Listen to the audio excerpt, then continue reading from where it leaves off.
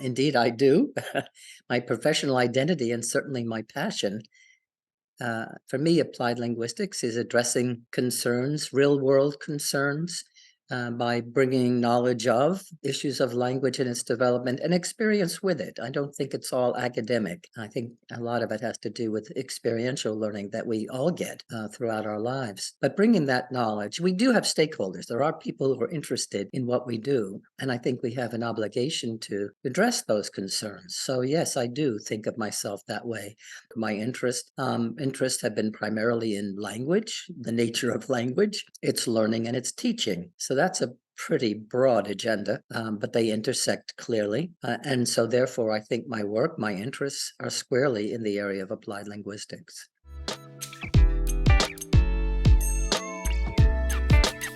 Those of us in second language development and I include myself here, have often started with our own theoretical interests and intellectual explorations. But I've argued recently that we need to start with asking teachers and learners what their questions are. We would be much better, they would be much better served, and probably we would too, if we started with what those issues are rather than our own intellectual interests. And I've written about that. And I use that as an explanation for why some of the research on the teaching of grammar has failed to catch on, because I think we started with our own understandings and not necessarily addressed the concerns of the people with whom we work.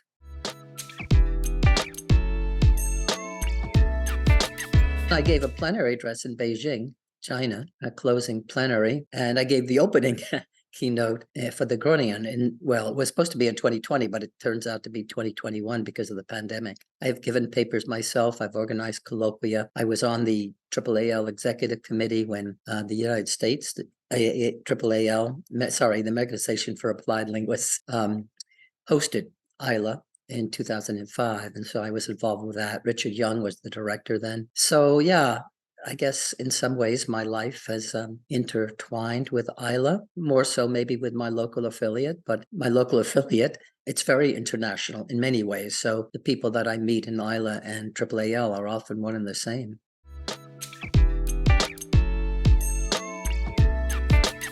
I've established a very strong relationship with colleagues in the Netherlands. In particular, I'm thinking of Kees de Bout, Van der Loewy and Marjolein Verspoor in Groningen, because we shared an interest. They called it dynamic systems theory, and I called it complexity theory. And we had a meeting of the minds where we now have an allegiance to something called complex dynamic systems theory.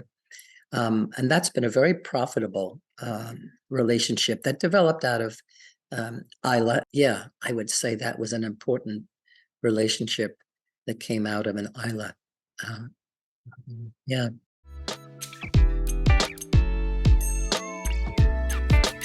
I was giving a paper in a colloquium, and they were, of course, concurrent.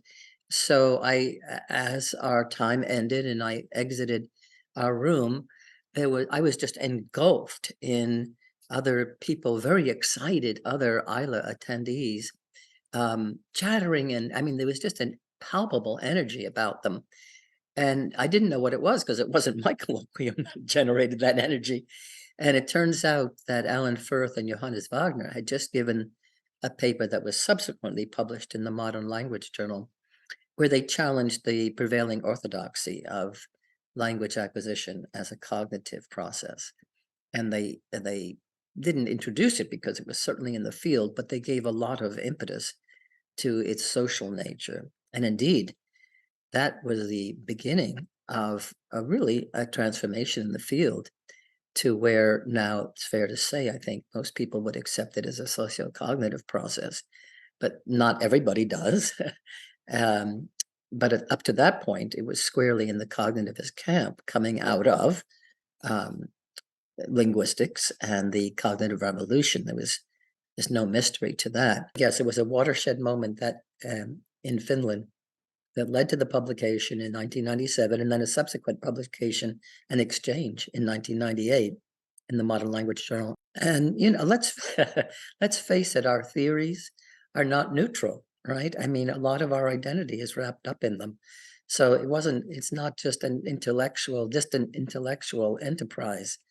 There's emotion to it, there's commitment to it, there's even, I might say, an element of faith almost in what you believe. And I don't mean it in a religious sense, I just mean a strong commitment to something. So when you don't feel that's honored, it feels like it depreciates you, and when you feel it is honored, then you feel more a part of things.